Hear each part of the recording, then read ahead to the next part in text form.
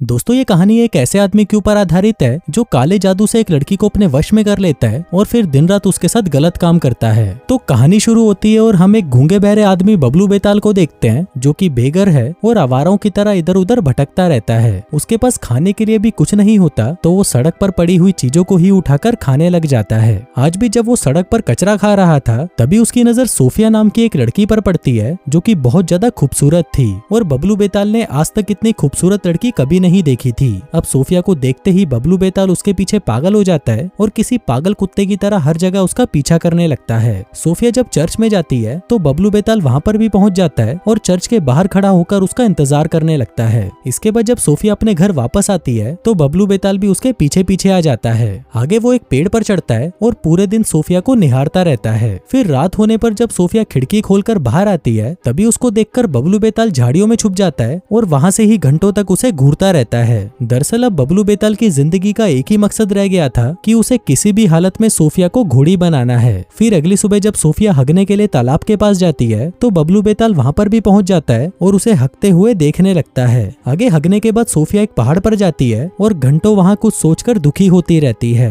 दरअसल कुछ महीनों पहले ही सोफिया ने अपनी माँ को खो दिया था और इसी वजह से वो उनको याद करके उदास होती रहती थी। फिर उसी रात जब सोफिया अपने घर पर सो रही थी तभी बबलू बेताल उसके कमरे में आ जाता है। पहले तो वो बहुत देर तक उसे घूरता रहता है जिसके बाद वो एक तितली को उसके सर पर रख देता है और फिर उसके पूरे घर में घूमने लगता है। दरअसल वो ये देखना चाहता था कि सोफिया पूरे दिन अपने घर में क्या क्या करती है और कहाँ कहाँ जाती है। अब थोड़ी देर वहाँ पर घूमने के बाद वो वापस बाहर आ जाता है और झाड़ियों में जाकर छुप जाता है। अगले दिन वो सोफिया के घर का दरवाजा खटखटाता है ताकि सुबह सुबह वो उसकी ले सके, पर तभी वो दरवाजा सोफिया का बाप खोलता है। उसको लगता है कि बबलू बेताल कोई भिखारी है, इसलिए उसको बबलू बेताल पर दया आ जाती है। फिर वो उसे घर के अंदर ले आता है और अपनी मेड से कहता है कि इस भिखारी के लिए कुछ खाना लेकर आओ। इसी दौरान बबलू बेताल उसकी लाइब्रेरी में चला जाता है और वहाँ पर रखी किताबों को छूने लगता है। दरअसल वो उसके बाप से कुछ कहना चाहता था लेकिन उस बुड्ढे को कुछ समझ नहीं आता कि वो उससे क्या कहना चाह रहा है। तभी बबलू बेताल एक पेपर पर कुछ लिखने लगता है। दरअसल वो ये बताना चाहता था कि मेरे पास जादुई शक्तियाँ हैं, लेकिन उस बुड्ढे को उसकी बात समझ नहीं आती और वो उसे खाना खिलाने के लिए अपने ड्राइंग रूम में ले जाता है। वहीं पर सोफिया भी बैठी थी जो कि काफी उदास लग रही थी। अब बबलू बेताल उसके सामने ही बैठकर खाना खाने लगता है लेकिन सोफिया उसको देखती तक नहीं। इसी दौरान वहाँ पर पॉल नाम का एक लड़का आता है जिसकी कुछ ही दिनों में सोफिया से शादी होने वाली थी, लेकिन सोफिया को पॉल बिल्कुल भी पसंद नहीं था और वो उससे शादी नहीं करना चाहती थी। आगे पॉल सोफिया से बात करने की कोशिश करता है लेकिन सोफिया उसको इग्नोर करती है और जानबूझकर बबलू बेताल की तरफ देखने लग जाती है। इसी दौरान सोफिया का बाप उस पेपर को लेकर आता है जिस पर बबलू बेताल ने कुछ लिखा हुआ था। फिर उसको पढ़ने पर उनको पता चलता है कि बबलू बेताल ने उसमें भविष्य में होने वाली बीमारियों के बारे में लिखा था, जैसे कि भविष्य में कोरोना से बहुत से लोग मरने वाले हैं और मोदी जी पूरे देश में लॉकडाउन लगा देंगे। अब ये पढ़ते ही उन सभी की फटकर 64 हो जाती है। आगे बबलू बेताल लिखता है कि मैं एक खूबसूरत औरत से शादी करूंगा जो कि 15 खूबसूरत बच्चों को जन्म देगी। दरअसल वो यहाँ पर अपनी और सोफिया की बात कर रहा था, लेकिन वहीं बाकी के लोगों को ये बात समझ नहीं आती और उनको लगता है कि ये तो बस मोदी जी की तरह लंबी लंबी फेंक रहा है। लेकिन तभी अपने जादू का नमूना दिखाने के लिए बबलू बेताल एक चाकू उठाता है और उसे एक अंगूठी में बदल देता है। अब ये देखकर वो सभी लोग हैरान रह जाते हैं कि ये हुआ कैसे। तभी बबलू बेताल उस अंगूठी को वापस चाकू में बदल देता है और फिर उस चाकू को सोफिया की तरफ पॉइंट करने लगता है, लेकिन ये चीज भी वहाँ पर बैठे लोगों में से किसी को भी समझ नहीं आती। आगे बबलू बेताल फिर से कागज पर कुछ लिखता है जैसे कि वो ईश्वर की संतान है और वो पैदा नहीं हुआ बल्कि धरती फाड़कर प्रकट हुआ है। अब ये पढ़ते ही सोफिया की फटना शुरू हो जाती है और उसे समझ नहीं आता कि ये चूतिया कौन है और यहाँ पर करने क्या आया है। आगे हम देखते हैं कि सुबह होते ही सोफिया बीमार पड़ जाती है, जिसको देखकर उसका बाप उसे कहता है कि तुम कमरे के अंदर ही रहना। फिर कुछ देर बाद जब सोफिया खिड़की के पास आती है तो वो देखती है कि बबलू बेताल उसे खिड़की से देख रहा था। अब सोफिया भी उसे देखने लगती है, पर बबलू बेताल जैसे ही उसकी तरफ आगे बढ़ता है सोफिया डर के मारे उस खिड़की को बंद कर देती है। आगे जब वो किचन में जाती है तभी वहाँ पर बबलू बेताल आ जाता है और उस कल रात वाली अंगूठी को वो उसे पहना देता है, पर हम देखते हैं कि इस पर सोफिया भी उसे कुछ नहीं कहती।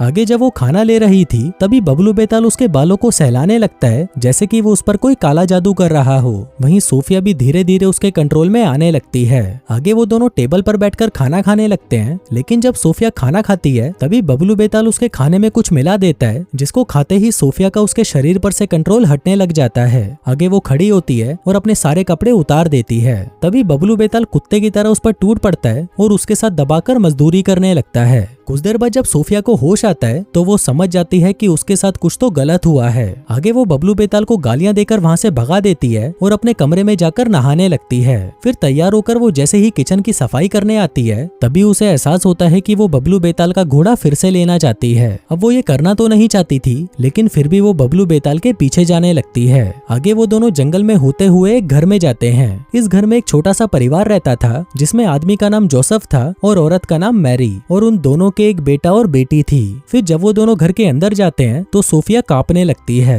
अब ये देखकर उनको लगता है कि सोफिया की तबीयत खराब है तो वो उसको संभालने लगते हैं। आगे सभी बैठकर खाना खाने लगते हैं, जिस दौरान बबलू बेताल उनको अपना जादू दिखाने लगता है। वहीं सोफिया अभी भी कांप रही थी। फिर खाना खाने के बाद वो पति पत्नी उन दोनों को अकेला छोड़कर वहाँ से जाने लगते हैं, लेकिन तभी सोफिया उन्हें रोकने की कोशिश करने लगती है। पर तभी बबलू बेताल उसके पास आता है और अपने जादू से सोफिया को फिर से अपने वश में कर लेता है। अब उसके वश में आते ही सोफिया अपने घुटनों के बल चलने लगती है, जो देखकर बबलू बेताल हंसने लगता है। अब ये सब चीजें देखकर मैरी बहुत ज्यादा घबरा जाती है और उन दोनों से कहती है कि तुम्हें अभी मेरे घर से बाहर जाना होगा। पर तभी बबलू बेताल मैरी को धमकाने लगता है और कहता है कि जो हाल इसका हो रहा है वही हाल मैं तेरी बेटी का भी कर सकता हूँ, इसलिए अभी के अभी तुम दोनों दूसरे कमरे में जाओ। अब ये देखकर सोफिया को पता चलता है कि बबलू बेताल गूंगा बहरा नहीं है और वो बस नाटक कर रहा था।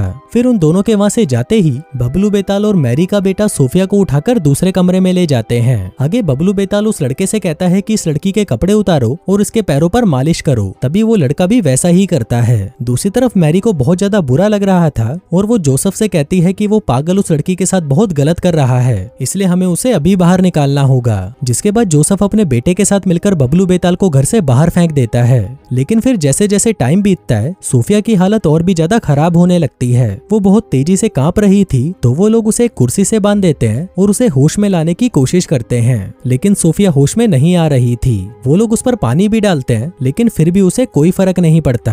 अब धीरे धीरे वो लोग भी समझ जाते हैं कि अगर उन्होंने इसे ऐसे ही बांध कर रखा तो इसकी मौत भी हो सकती है। अब आखिर में इन्हें बबलू बेताल को वापस अंदर बुलाना ही पड़ता है। तभी बबलू बेताल जैसे ही सोफिया के सर पर हाथ फेरता है सोफिया वापस नॉर्मल हो जाती है। जिसके बाद वो सोफिया को लेकर वहाँ से चला जाता है। आगे ये दोनों एक जंगल में जाते हैं जहाँ पर बबलू बेताल ने पहले से ही आग जलाकर रखी थी। सोफिया वहाँ पर बैठ जाती है और बबलू बेताल शिकार पर चला जाता है। थोड़ी देर बाद वो एक खरगोश को मार कर लाता है और सोफिया से कहता है कि खाओ इसे, लेकिन सोफिया इसके लिए मना कर देती है और वहाँ से जाने लगती है। लेकिन बबलू बेताल को इससे कोई फर्क नहीं पड़ता और वो वहीं उस खरगोश को पकाता है और उसे खाने लगता है। फिर थोड़ी देर बाद वो देखता है कि सोफिया यहाँ पर वापस आ चुकी है। तभी बबलू बेताल फिर से उस पर अपना जादू करता है जिससे सोफिया अपना होश खो देती है। जिसके बाद वो उसके साथ पूरी रात दबाकर मजदूरी करता है। फिर अगली सुबह सोफिया की जैसे ही आंख खुलती है वो भागकर एक झील के पास जाती है और अपने आप को साफ करने लगती है। जिसके बाद वो दोनों फिर से आगे बढ़ते हैं। रास्ते में सोफिया बबलू बेताल से बहुत से सवाल पूछती है, लेकिन बबलू बेताल उसे कोई जवाब नहीं देता। फिर जैसे ही रात हो जाती है बबलू बेताल फिर से उसकी टांगे उठा देता है। सुबह होते ही सोफिया वहाँ से भागने लगती है ताकि वो किसी की मदद ले सके।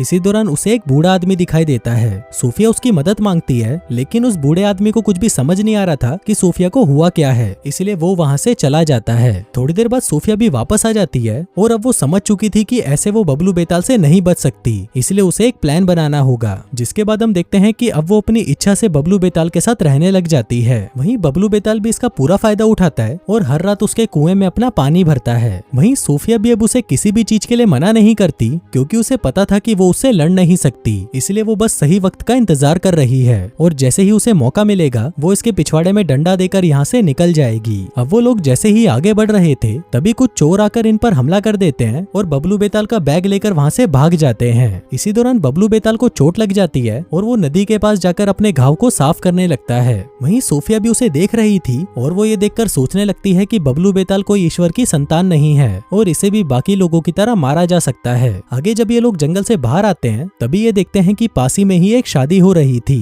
अब ये लोग भी उस शादी में चले जाते हैं और खूब दबाकर खाने पीने लगते हैं। आगे सोफिया और बबलू बेताल साथ में डांस करने लगते हैं और फिर डांस के दौरान सोफिया उसे किस कर लेती है ताकि बबलू बेताल को ये भरोसा हो जाए कि सोफिया उससे प्यार करती है। रात को ये दोनों फिर से दबा दबा कर संभोग करते हैं और फिर सुबह होते ही सोफिया मौका देखकर वहाँ से भाग निकलती है। वहीं पास में उसे एक घर दिखाई देता है तो वो जोर जोर से उसका दरवाजा पीटती है। तभी घर में से दो लोग बाहर निकलते हैं और सोफिया को अंदर ले जाते हैं। फिर अंदर आते ही सोफिया उन्हें बताती है कि एक पागल लमंड मेरे पीछे पड़ा है और वो दिन रात मुझे घोड़ी बनाकर मेरा इस्तेमाल करता है। पर तभी वो दोनों आदमी उसे शराब पिला देते हैं और उसे अपने बेडरूम में बंद कर देते हैं। वहीं दूसरी तरफ बबलू बेताल सोफिया को हर तरफ ढूंढने लगता है और तभी उसे वो घर दिखाई देता है जहाँ पर सोफिया कैद थी। फिर वो उस घर के अंदर जाता है और सोफिया से कहता है कि तुमको पता भी है कि ये आदमी तुम्हारे साथ क्या करने वाले हैं, तुम सिर्फ मेरे साथ सेफ हो। जो कहकर वो सोफिया को वहाँ से भगा ले जाता है। आगे ये दोनों एक झील के पास जाते हैं और उसके अंदर नहाने लगते हैं। फिर नहाने के बाद सोफिया एक पहाड़ पर चढ़ जाती है और बबलू बेताल से कहती है कि मैं यहाँ से कूदने वाली हूँ और अगर तुम ईश्वर की संतान हो तो तुम मुझे बचा लेना। जो कहकर वो कूदने ही लगती है पर तभी बबलू बेताल उसे पीछे खींच लेता है। अब ये देखकर सोफिया उस पर हंसने लगती है और कहती है कि तुम बस एक ढोंगी आदमी हो और कुछ नहीं। अब ये बात बबलू बेताल को बहुत बुरी लग जाती है और वो दूर जाकर रोने लगता है। फिर जब सोफिया उसे रोते हुए देखती है तो वो समझ जाती है कि उसका प्लान सही जा रहा है, जैसा वो चाहती थी वैसा ही हो रहा है। अगले दिन बबलू बेताल सोफिया को एक लोहार के पास लेकर जाता है और उसे कहता है कि ये मेरी गर्लफ्रेंड है। सोफिया पूछती है कि क्या ये तुम्हारा बाप है, लेकिन बबलू बेताल उसे कोई जवाब नहीं देता, जिसके बाद ये लोग वापस चलना शुरू कर देते हैं। फिर अगले दिन हम देखते हैं कि बबलू बेताल की हालत और भी ज्यादा खराब होने लगी थी। उसके हाथ पर जो जख्म था उसका इन्फेक्शन बढ़ता जा रहा था। साथ ही उसे सोफिया पर भी भरोसा होने लगा था कि वो उसे कभी भी छोड़कर नहीं जाएगी। तभी सोफिया उसे कहती है कि हमें तुम्हारे जख्म का इलाज करना होगा, नहीं तो तुम टपक जाओगे। जिसके बाद वो दोनों फिर से आगे बढ़ने लगते हैं। इसी दौरान बीच में अगर इन्हें कोई जगह मिलती तो ये वहाँ पर बैठकर आराम करने लगते। अब बबलू बेताल की हालत और भी ज्यादा खराब होने लगी थी। तभी सोफिया उसे कहती है कि हमें किसी डॉक्टर के पास जाना चाहिए। अब बबलू बेताल भी उसकी बात मान जाता है और ये दोनों एक डॉक्टर के पास आ जाते हैं। आगे जब डॉक्टर बबलू बेताल का इलाज कर रहा था तभी वहाँ पर पुलिस वाले आ जाते हैं जो कि सोफिया को पहले से जानते थे। वो तुरंत बबलू बेताल को गिरफ्तार कर लेते हैं। अब ये देखकर बबलू बेताल भी समझ जाता है कि ये सारी प्लानिंग सोफिया की थी। वो सोफिया पर चिल्लाने लगता है कि तुमने मुझे धोखा दिया है, पर पुलिस वाले उसे पकड़कर अपने साथ ले जाते हैं। आगे सोफिया को उसके बाप के पास छोड़ दिया जाता है और सोफिया को देखकर उसका बाप बहुत खुश होता है। वहीं बबलू बेताल को डिटेंशन सेंटर भेज दिया जाता है। आगे उसे वहाँ का कैप्टन बुलाता है और उसे कहता है कि तुम्हारे ऊपर बहुत सारे इल्जाम लगे हैं, जैसे कि पहले तुमने एक लड़की को किडनैप किया और फिर दिन रात उसके साथ मजदूरी करी और तुमने उस लड़की पर कोई काला जादू भी किया था। बबलू बेताल कहता है कि मैंने उस लड़की पर कोई जादू नहीं किया था। जब मैं उस लड़की से मिला था तो वो अकेली थी और उदास भी, इसलिए वो जानबूझकर मेरे साथ आई थी। कैप्टन कहता है कि तुम पर आरोप है कि तुम लड़कियों पर जादू करते हो। हमें गवाह के तौर पर एक परिवार मिला है जिनके घर पर भी तुमने ये सब नाटक किया था। उन लोगों ने हमें साफ साफ बताया है कि तुमने उस लड़की पर जादू किया था, लेकिन बबलू बेताल उसे मना कर देता है और कहता है कि मैं बेकसूर हूँ। आगे वहाँ पर सोफिया को बुलाया जाता है और फिर कैप्टन उसे पूछता है कि क्या तुम अपनी मर्जी से उस आदमी के साथ गई थी, जिस पर सोफिया कहती है कि नहीं, वो आदमी मुझे जबरदस्ती लेकर गया था। आगे कैप्टन उसे वो अंगूठी दिखाता है और उसे पूछता है कि क्या तुम इसे पहचानती हो, लेकिन सोफिया उसे कोई जवाब नहीं देती। कैप्टन उसे कहता है कि अगर तुम हमें कुछ बताओगी नहीं तो मजबूरन हमें उसे छोड़ना पड़ेगा। तभी सोफिया उसे कहती है कि मैं अपनी मर्जी से उसके साथ नहीं गई थी, वो मुझे जबरदस्ती अपने साथ ले गया था और हर रात को वो मेरे साथ गंदे काम करता था। अब उसकी ये बातें कैप्टन भी मान जाता है और उसे कहता है कि तुम्हें ये सारी बातें जज के सामने भी कहनी पड़ेंगी। आगे कोर्ट की कार्यवाही शुरू हो जाती है और सोफिया जज को वो सारी बातें बता देती है जो उसने कैप्टन को बताई थी। फिर रात होते ही बबलू बेताल को वापस जेल में बंद कर दिया जाता है। इसी दौरान उसे खिड़की पर सोफिया दिखाई देती है जो उसे देखकर मुस्कुरा रही थी। तभी बबलू बेताल को एहसास होने लगता है कि वो सोफिया के वश में आ चुका है और अब सोफिया जो बोलेगी बबलू बेताल वैसा ही करेगा। तभी सोफिया उसे कहती है कि कल तुम अपनी सारी बातें कोर्ट में कबूल कर लो। फिर अगले दिन जब कोर्ट की कार्यवाही शुरू होती है तभी बबलू बेताल अपना सारा गुनाह कबूल कर लेता है। कहता है कि सोफिया ने जो भी बोला वो सब कुछ सच है। अब ये सुनने के बाद जज बबलू बेताल को दोषी घोषित कर देता है और उसे 12 साल की सजा सुनाई जाती है। अब यहाँ से सीन शिफ्ट होता है और कुछ सालों बाद हम सोफिया को देखते हैं जिसे एक दिन पता चलता है कि वो गर्भवती है और उसके पेट में बबलू बेताल का बच्चा है। आगे कुछ सालों बाद हम देखते हैं कि सोफिया एक लड़के को जन्म देती है। इसके बाद वो कैप्टन के पास जाती है और उसे आखिरी बार बबलू बेताल से मिलने की रिक्वेस्ट करती है ताकि वो उसे उसका बेटा दिखा सके। फिर वो अपने बच्चे को लेकर बबलू बेताल के पास जाती है और उसे कहती है कि ये बच्चा तुम्हारा है और तुम शायद यही चाहते थे। अब ये देखकर बबलू बेताल बहुत खुश होता है और सोफिया वहाँ से चली जाती है। हम देखते हैं कि सोफिया के अंदर भी वो सारी शक्तियाँ आ चुकी थी जो बबलू बेताल में थी, मतलब कि अब वो भी किसी को भी अपने वश में कर सकती थी। और दोस्तों इसी के साथ ही ये कहानी यहीं खत्म हो जाती है।